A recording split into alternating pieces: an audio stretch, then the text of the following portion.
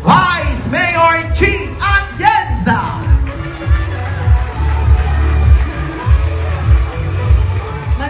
Magandang umaga po sa inyo lahat. Mga bata, good morning!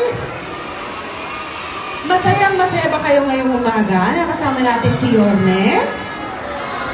Bago ang lahat, gusto ko sabay-sabay sabihin nyo, maraming salamat, Yorme! 1, 2,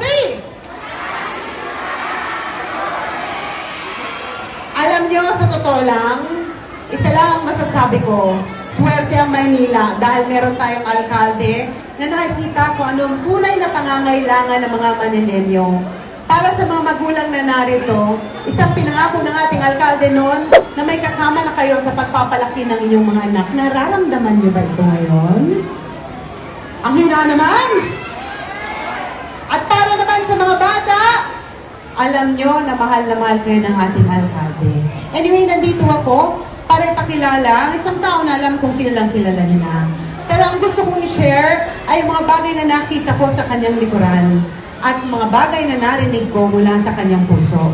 At ang sinabi niya, sa administrasyon niya, gusto niya ibigay sa inyo mga bagay na hindi niya naranasan nung siya ay maliit pa. At dahil dyan, meron tayong libreng gatas para sa mga kabataan dito sa Maynila. Kaya hindi ko nahahabaan ito dahil alam ko, narito ako para ibigay ang mikropono sa isang alkalde na alam kong regalo sa ating lahat dito sa Maynila. Ang ating nag-iisa, ang ating regalo mula sa Panginoon, ang nag-iisang Yorme Isko Moreno Dumagos.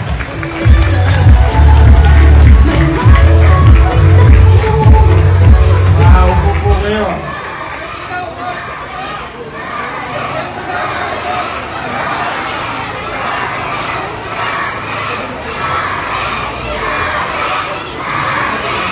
Maraming salamat, Vice Mayor.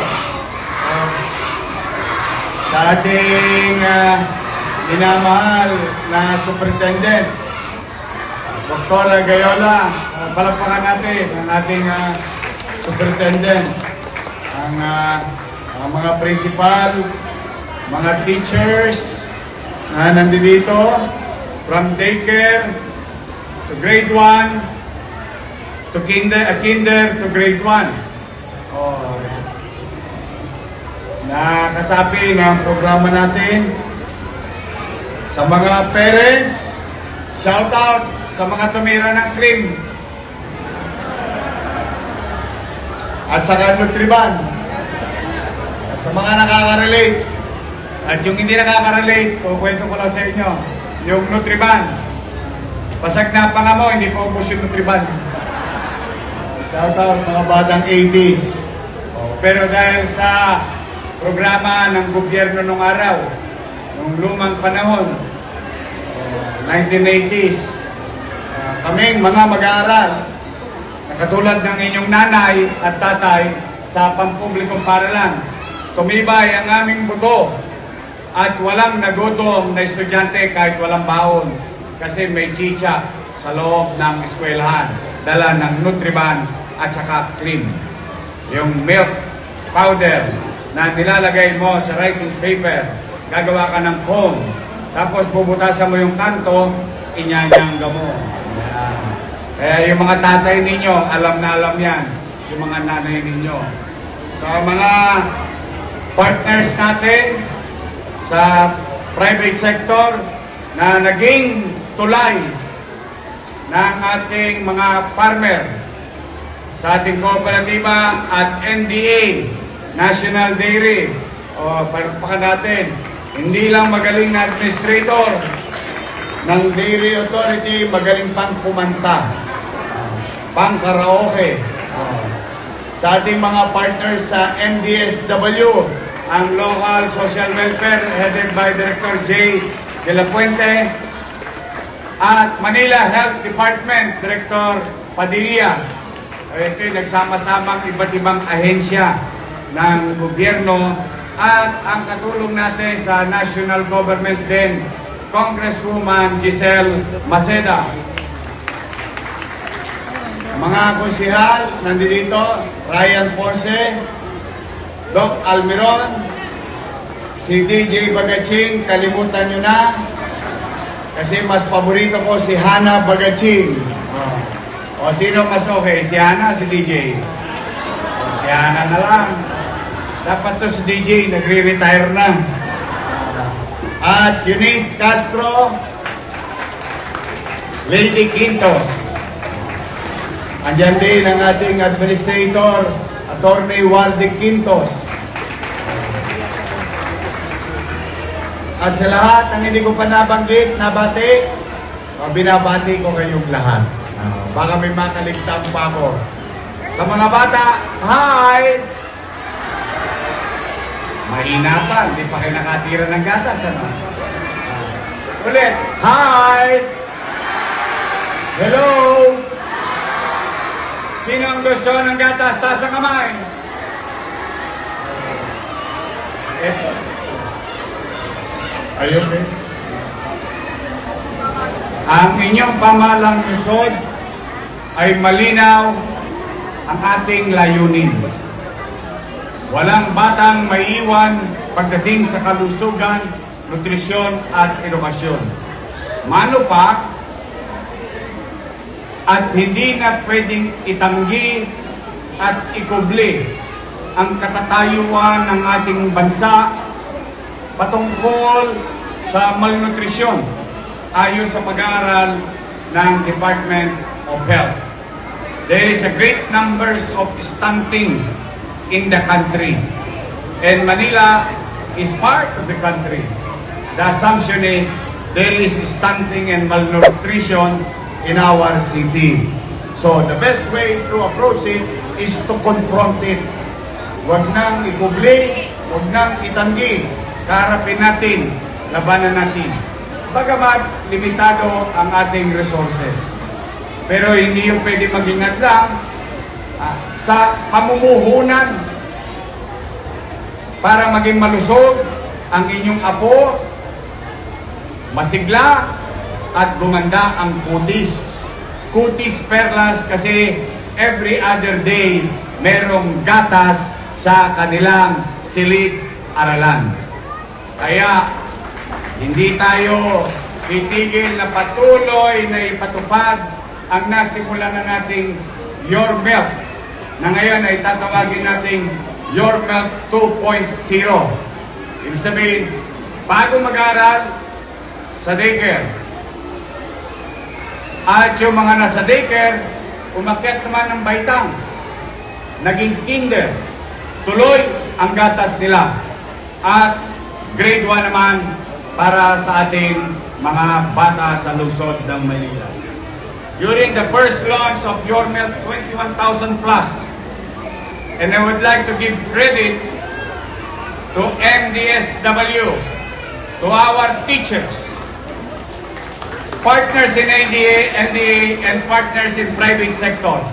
Sapagkat mga nanay, mga tatay, hindi simple yung logistical challenge from the farm to packaging, then to delivery into their respective schools or daycare. Maraming salamat sa mga chairman. Palakpakan natin ang ating mga chairman. Through their cooperation, MDSW, Manila Health Department, private sectors, in synchrony, na-perfect natin yung distribution ng maayos at episyente sa buong Maynila. Now, the next challenge is we are now escalating from 458 daycare centers, idadagdag na natin yung tinatawag nating big schools or regular schooling na. So, aakit na tayo sa kinder at grade 1. Ngayon, masaya ako, bagamat gipit, pero katulad ng isang ina, katulad ng isang ama, sa isang tahanan, na iraraos natin ang kalusugan o pangangalaga sa kalusugan ng ating mga anak. Kaya mga nanay, mga tatay, mga lolo't lola na naghahatid, malamang kasi yung ating mga senior citizen nakikipag-agawan sa nanay at tatay na ihatid ang kanilang apo sa eskwelahan. Pumanatag kayo at patuloy at walang tigil tayong mamumuhunan sa isang polisiya programa ng inyong lungsod patungkol sa MBN, Minimum Basic Needs, housing, education, healthcare, and jobs. These are the 4 pillars of where our city resources will be invested. And today, that is the patuloy na pruweba ng inyong pamahalang lungsod. Natugunan ang pangunahing pangangailangan ng ating mamamayan. Dahil dito, someday somehow, tataas ang antas ng pamumuhay sa lungsod ng Maynila. So sa mga bata, mga atabs, ready na ba kayo? Ready na? So sa ating mga teacher sa daycare, thank you very much sa inyo nung nakaraang programa natin. Sumaya ba yung mga bata? Sumigla? Mas madaling pumapasok? Oh, yeah. Ayun no talaga, naging epekto base sa impormasyon na kamit namin. Now, with regard to what Administrator, National Dairy Administrator said to our farmers in the provinces, ay pumanatag kayo. Ituloy-tuloy nyo lang alagaan ang mga baka ninyo dahil hindi kami titigil. Patuloy namin bibilhin ang inyong mga gatas sa inyong kani-kaniyang farm. Farmer, cooperative, national government, local government, working hand in hand in synchrony to achieve national goal, which is nutrition to our children. If we invest to our kids today as government, makikita ninyo si Andaya, produkto ng nutrisyon, programang nutrisyon sa loob ng pampublikong paaralan. Baka mamaya, isa sa mga anak nyo, isa sa mga apo nyo, maging mayor din ng Maynila. Why not? Bakit hindi? Is it impossible? No. Basurero, sidecar boy, pedicab driver. Oh. Very mo, pwede maging mayor ng Maynila. So the point is, your sons and daughters, yung apo ninyo, pwede maging doktor. Lalo ngayon, pinagagawa natin yung pinakamalaking paaralan sa buong Maynila, if not sa buong bansa, na College of Medicine or Pamantasan Luzon ng Maynila College of Medicine. Sakto! Saktong-sakto sa audience ngayon. Bakit? Sabihin nyo na sa mga anak ninyo, anak, baka gusto mo maging doktor, baka gusto mo maging nurse. Hindi na tayo mahihirapan mag-apply sa pag-aaral ng medisina. Hindi katulad ng hamon sa atin ngayon na limitado lamang ang kaya nating akapin. Pero sa paggawa ng bagong College of Medicine, pagtugon sa nutrisyon at pinatitibay ang pundasyon ng mga mag-aaral nating bata habang sila ay maliliit pa. Pagdating ng araw, posible ang lahat ng kanilang pangarap na maging doktor, nurse, or lab technician, and so on and so forth, sapagkat by the time from 300 students that we acquire every year for College of Medicine, it can now be 5,000 Manileños ang pwedeng maproduce na medical professionals sa ating lungsod. So muli, mga nanay, mga tatay, steady lang kayo dyan sa Gedli. Kaming bahala dyan sa mga anaks ninyo, mga atabs natin. Pipilitin namin maitawid, puhunanan ang kanilang kalusugan sa loob ng paralan, sa loob ng health center. Kahit nasa sinapupunan pa sila, mamumuhunan na kami sa inyo, mga nanay, mga atabs. Kaya po sa ating araw na ito, maraming salamat at natagpuan ko ang NDA. Maraming salamat, natagpuan ko ang ating private partners. Maraming salamat, naging successful yung Your Milk na nilusad natin at sana, niawa ang Diyos, maging successful ulit itong batch na ito because after this, ulitin ko, Administrador, sabihin mo sa mga baka, mamamaga ang mga dede nila. Dahil kukunin at iinumin ng mga batang Maynila ang kanilang gatas. Kaya sabi sa mga farmer, alagaan na mabuti ang kanilang baka dahil may customer sila sa lungsod ng Maynila.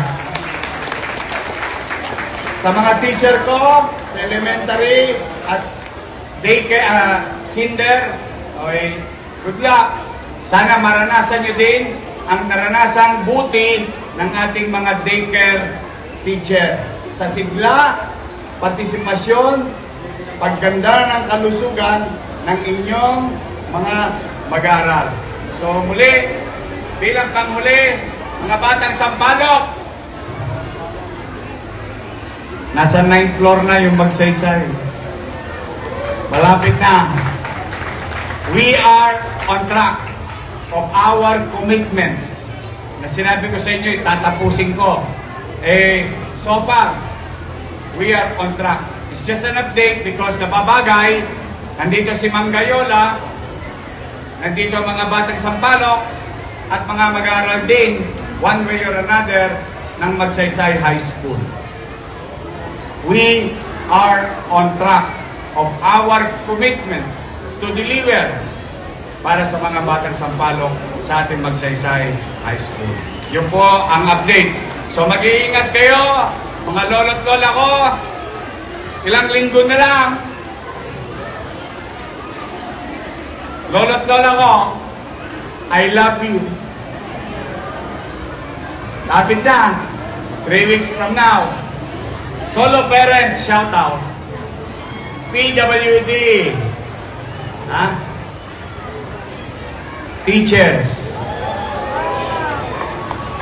Police. PLM. UDM. Darating na.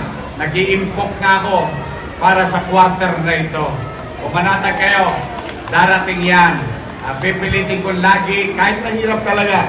Hindi na ako magkukubli, hindi na ako magkagaling-galingan. Talagang mahirap. Pero, pipilitin natin itawid. Dahil ang kagaangan ninyo sa buhay, siya din kagaangan ng lungsod. Ang tagumpay ng mamamayan ay tagumpay din ng lungsod. So magkikita-kita tayo ngayong 3rd week of July sa ating mga minamahal na beneficiaryo. For now, mga bata, mag-aral kayong mabuti, ha? Sino gusto maging doktor? Mga bata, taas sa kamay. Engineer, teacher, nurse. Wow! Okay, so kailangan ngayon pala mag-aral kayo. Magandang umaga, mga bata, mga magulang. Masaya ako para sa inyo. Bawas na ang tosgas ninyo sa nutrisyon ng inyong anak. Sagot ng pamahalaang lungsod ng Maynila. Muli po, maraming salamat sa pagkakataon at pagpalain nawa kayo ng buong may kapal. Manila! God first. Thank you. Maraming